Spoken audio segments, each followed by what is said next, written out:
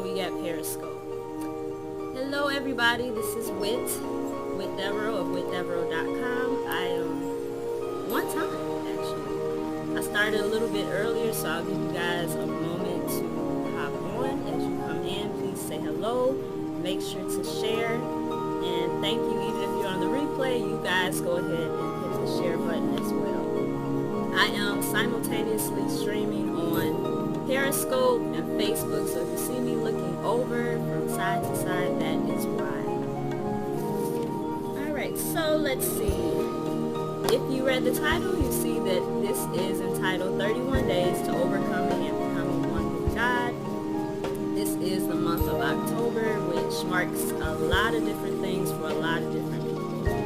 So October usually means like pumpkin spice lattes, breast cancer awareness month. But for people like me and many others, this is a really important month for domestic violence awareness. Hey there! So go ahead and share because it's going to be a good topic on learning how to overcome, specifically on overcoming denial. Now I'm going to be coming from the perspective of overcoming denial based on abuse and ignoring the warning signs. However, you can apply overcoming denial in any type of arena. Okay? So, go ahead and share. For the first time viewers, I will go ahead and introduce myself. Again, my name is Whit Devereaux of whitdevereaux.com. I am an award-winning author of my book entitled Not By My Own. There for both of you guys. I am also a domestic violence survivor. That's why this month is so special to me, hence the purple shirt, as well as an advocate. So instead of just surviving it and keeping all of these strategies and tips to myself, I have been commissioned by God to go out and make sure that I share the good news of freedom through Jesus Christ with everybody else. So that is why I'm here today. I'm also a speaker as well. So today I want to talk a little bit about my blog post, which I linked to the Facebook page. For Periscope, I went ahead and I put whitdevereaux.com. So if you go to my blog, then you will see this post. It is specifically titled Overcoming Denial. I didn't get hit. Is that still abuse? So I got my notes to make sure that I do not go overboard.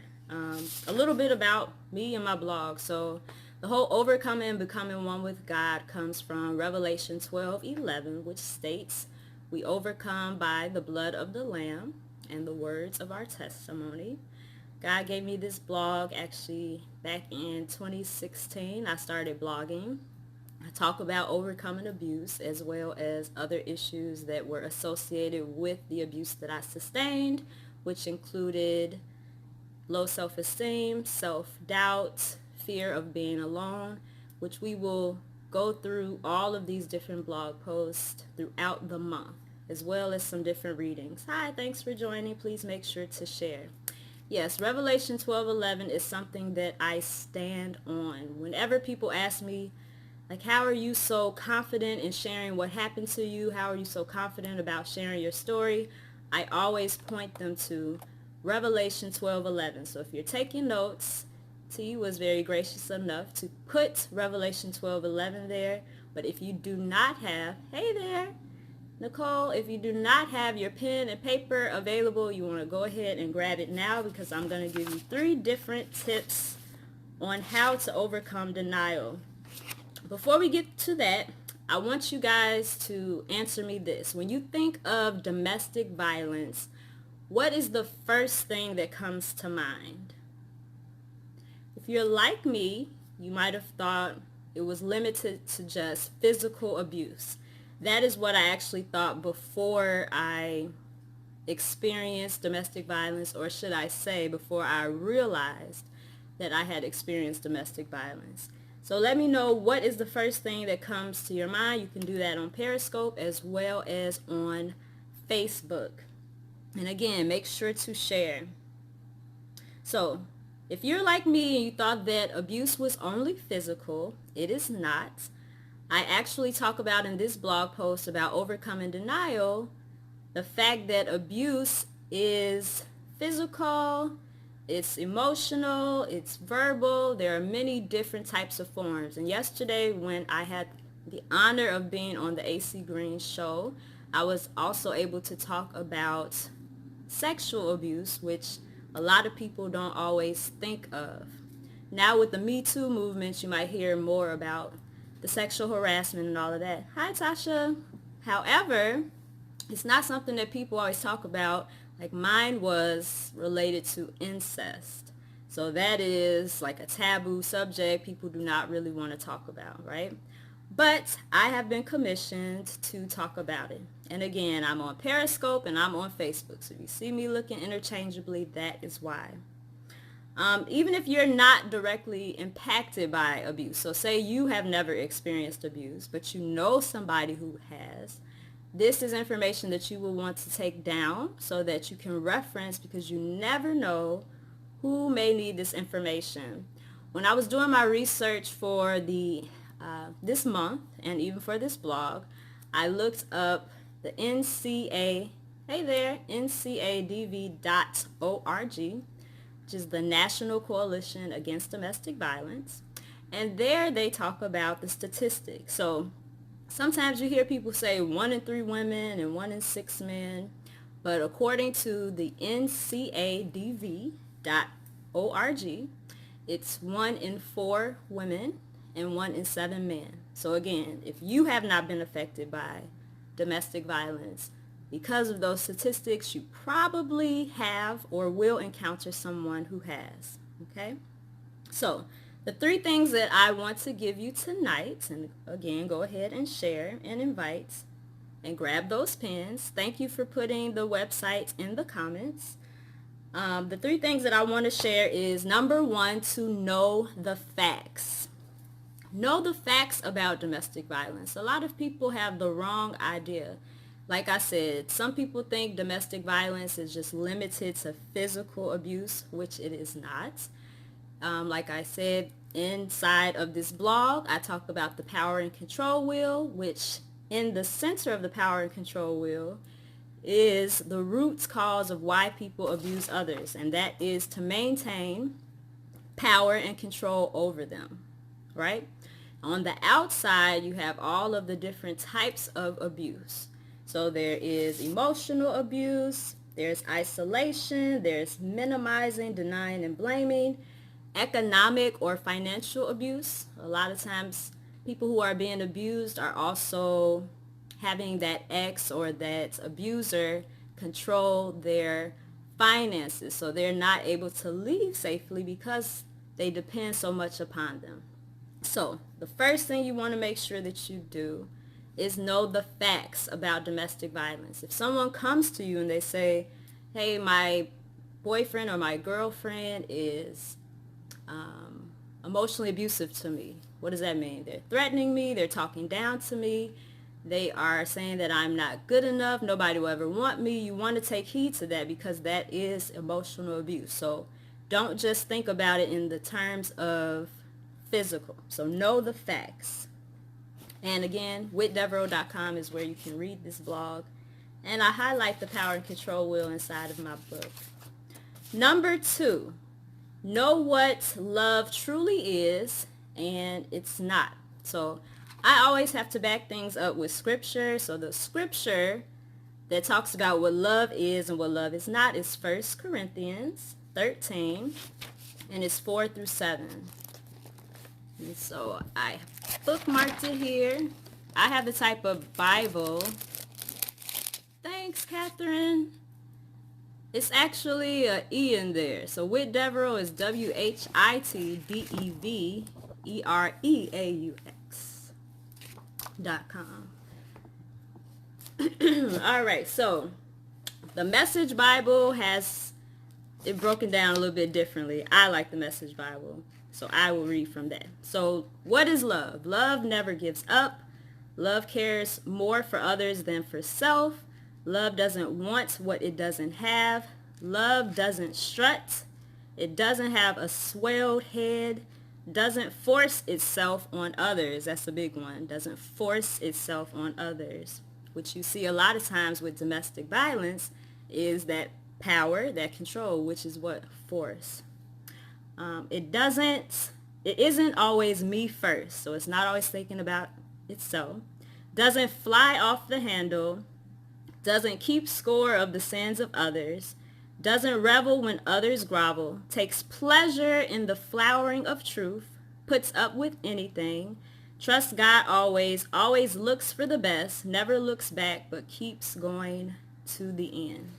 So, in terms of it saying that it accepts anything or puts up with anything, we know that you don't have to stay in no abusive relationship. So don't take that Message Bible, like that version, like literally you have to stay because you are with somebody who is abusive. No, God does not want you to be in a situation where you are feeling unsafe or someone is not showing you love. So anytime you're in a relationship with anyone, really, you should be comparing what love is and what love is not to that scripture. So number 2 again is to know what love truly is and is not according to 1 Corinthians 13, 4 through 7. Number 3 is probably the biggest one. I actually learned that I needed to do this when I was serving with my church's domestic violence ministry, which is to save the number. That's right, no he doesn't. Save the number to the domestic violence hotline. I'll share a brief story. So years ago, and I talked about this on a panel and I told them this is before I was saved. So I was in the hotel and I was with my ex. Hey Tabitha. And at that time, we were in the hotel room. We heard the people next door to us arguing, yelling. You could hear it bumping around. You knew that there was something going on. But I was afraid. The person I was with was afraid, but I'm like, I have to do something. I can't just hear this going on next to me and not take action. I didn't have the number saved at that time. So what did I do? Hey, I told the person I was with, you need to call downstairs, anonymous or whatever you want to do, but you need to call and alert someone to get some help. Because a lot of times if you try to intervene yourself, things could get dangerous. So had I had that information, you never know how I would have been able to even help the person on the receiving end of the call. Because, yeah, they might have called 911, maybe not. But it's always good to have this domestic violence hotline number because you just never know who you will encounter who might need it. So the number to the domestic violence hotline, which is a national number, so you don't have to be in Chicago where I'm at. You could be anywhere nationally, and you can call this number 24/7. It's confidential, and it's 1-800-799-7253. I'll say it again. The National Domestic Violence Hotline is 1-800-799-7253. The last 4 digits spell out SAFE. So 1-800-799-SAFE. That might be the easiest way to remember. But save the number. You just never know who might need it, right? So some of the ways that I have committed myself to spreading awareness, I actually do this year round. If you've been following me for a minute, you know I talk about domestic violence awareness daily. It's something that I, again, feel commissioned to do because of Revelation 12:11. So some of the ways that I have committed to spreading awareness are through my blog, which I put up here, whitdevereaux.com/blog. Through my books. Again, I told you about Not By My Own, how I won the award. Why? Because I really put into layman everyday terms on what abuse is and also how to get out and then also how to stay free, right? I have the power and control wheel in there. I have myself going through therapy because a lot of times people don't want to go to a therapist, but it's okay. Therapy is okay. It really is your friend, right? I do that through my mentoring program online, which is Not By My Own community, right after my book, right? And now for the first time ever, I'm doing my first annual Not By My Own domestic violence survivor celebration. I want to celebrate you as a survivor. I want to educate people on what abuse is, what abuse looks like outside of physical. And then I want to make sure that we are changing the world's perspective on what a survivor is. I don't want people to feel like they're a victim still. Like, actually, you're really victorious over whatever it was that happened to you because it was designed to take you out. Yes, therapy is okay. Therapy is your friend.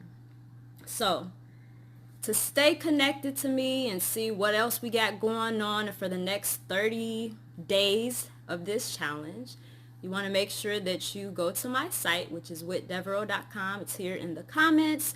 It's up at the top, and then it's in my bio here on Periscope. You want to make sure that you stay connected and that you also follow these lovely ladies here. Catherine, she's going to be going next from her page to give you some different inspiration and some different tips.